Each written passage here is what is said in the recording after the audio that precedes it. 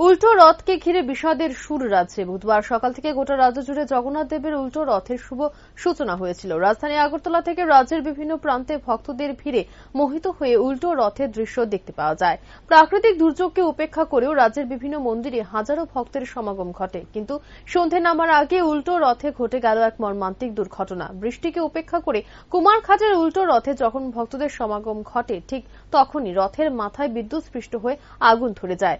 এমনকি এই বিদ্যুৎস্পৃষ্ট হওয়ার পর প্রায় 6 থেকে 7 জন ভক্ত তৎক্ষণাৎই মৃত্যুবরণ করে। তার পাশাপাশি নির্দিষ্ট খবরের ভিত্তিতে প্রায় 20 থেকে 25 জন ভক্তরা আহত হন। এই ঘটনা ঘটার পরবর্তী সময় এলাকায় ব্যাপক চাঞ্চল্য ছড়িয়ে পড়ে এবং সঙ্গে সঙ্গে আহতদের কুমারঘাট মহকুমা হাসপাতালে নিয়ে যাওয়া হয়। শুধু তাই নয়, আহতদের মধ্যে প্রায় 5 জনকে আগরতলাস্থিত জিবিপি হাসপাতালে রেফার করা হয়। বর্তমানে তারা জিবিপি হাসপাতালে চিকিৎসাধীন অবস্থায় আছে।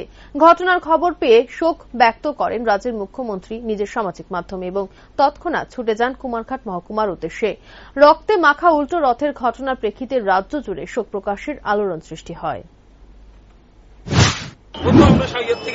রথ আসতো এখান থেকে আমরা লই আইসি ঘুরিয়ে এখন যাইব গিয়ে রথ জায়গা যাওয়ার পরে ওইখানে রাস্তার মধ্যে কেন আপনার ই হয়ে গেছে সব 11 কেবি শাটডাউন আসলো, শাটডাউন তুলে আওয়া যায়। হঠাৎ করে এই জায়গাতে আওয়ার পরে রথচমনি এরিয়া এখানে আওয়ার পরে 33 কেবি লাইনটা লাগিয়ে যান।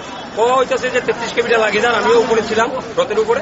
তো হঠাৎ করে দেখা যায় রথটা টান দেওয়া হয়ে গেছে, লাগিয়ে গেছে উপরে চূড়াটাতে লোহার ছিল।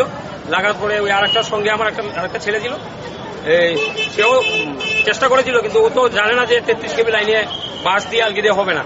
তো আমি ওই উপরে তো টিম, যাই হোক আমি হয়তো ভগবানের ইচ্ছে আমি বেঁচে গেছি। তো কোনো রকম এখান থেকে স্যারকে ফোন করে শাটডাউন নিয়েছি, সেজন্য বিপদ থেকে অনেক রক্ষা পেয়েছে। মারা গেছে কেউ? মোটামুটি 10-15 জন তো হবে। দেখেন প্রায় 5টার দিকে জাস্ট ওই ইমার্জেন্সি প্রথম 2 জন নিয়ে আসে ইলেকট্রিক বার্ন পেশেন্ট আপার লিম লোয়ার লিম প্রথম বার্নিং নিয়ে আসছিল। আমি ভাবছিলাম ছোটখাটো মেশন না, তারপরে এটি ম্যানেজ করতে করতে হঠাৎ করে সাধারণে অনেকজন মানে প্রায় 10-12 জনের মতো থাকছে।